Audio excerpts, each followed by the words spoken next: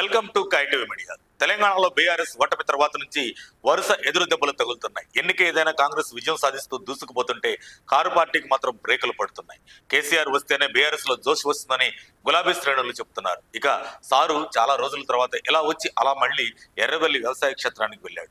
దీంతో ఇక పార్టీపై ఆశలు వదులుకోవాల్సిందేనా అన్న చర్చలు సొంత పార్టీ నేతల్లోనే జరుగుతుందట. ఇప్పటికే కారుకు కవిత భారీ డ్యామేజ్ చేస్తుంది.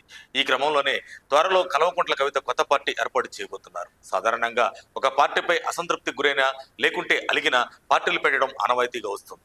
గతంలో ఇలా చాలా పార్టీలు వచ్చాయి, అలానే కనుమరుగయ్యాయి. అయితే ఇలా వచ్చే పార్టీలు ఎదుటి పార్టీలను డ్యామేజ్ చేయగలుగుతున్నాయి, ఆపై మరో పార్టీకి లాభం చేకూర్చుతున్నాయి. అయితే అసంతృప్తితో పార్టీలు పెట్టిన వారిలో ఎవరూ నెగ్గలేకపోయారు. ఏదో లక్ష్యంతో సమాజానికి సేవ చేద్దామని పెట్టిన పార్టీలు చాలా వరకు సక్సెస్ అయ్యాయి. అయితే ఇప్పుడు కవిత పార్టీ ఎంతవరకు సక్సెస్ అవుతుందో చూడాలి. ఈ సందర్భంలోనే అధికార కాంగ్రెస్ పై యుద్ధానికి సిద్ధమవుతున్న వేళ బీఆర్ఎస్ పార్టీకి మరో షాక్ తగిలింది.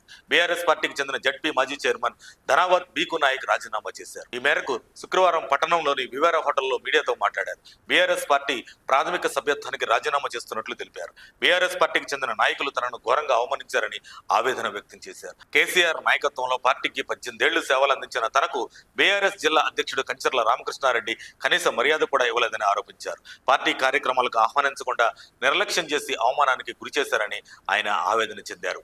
మాజీ మంత్రి జగదీష్ రెడ్డి తనను గిరిజన బిడ్డనని తెలుసుననే అణువణువున అణిచివేశారని ఆరోపించారు. ప్రోటోకాల్ ప్రకారం ఆహ్వానం ఉండగానే ముఖ్యమంత్రి పర్యటన సందర్భంగా ప్రెసిడెన్షియల్ సూట్ వద్దకు వెళ్లిన తనను నువ్వెందుకు వచ్చావు వెళ్ళిపో అంటూ జగదీష్ రెడ్డి బహిరంగంగా అవమానించారని వాపోయారు. ఆ అవమానాన్ని భరించలేక అక్కడి నుంచి వెళ్లిపోయానన్నారు. రాజకీయ అవమానాలకు అవకాశం లేని బీసీ నినాదం తెలంగాణ రాజ్యాధికార పార్టీ ఉందని ఆ పార్టీలో చేరుతున్నట్లు తెలిపారు. తీన్మార్ మల్లన్న నేతృత్వంలో తెలంగాణ రాజ్యాధికార పార్టీలో పనిచేస్తానని బీకు నాయక్ స్పష్టం చేశారు. అగ్రకుల పార్టీల నుంచి అందరూ బయటకు రావాలని ఆయన పిలుపునిచ్చారు. మరిన్ని అప్డేట్స్ కోసం మా కాయ్ టీవీని సబ్స్క్రైబ్ చేసుకోండి. మా వీడియో కనుక మీకు నచ్చినట్లయితే లైక్ చేయండి, షేర్ చేయండి. మీ విలువైన అభిప్రాయాలను కామెంట్ బాక్స్లో తెలియజేయండి.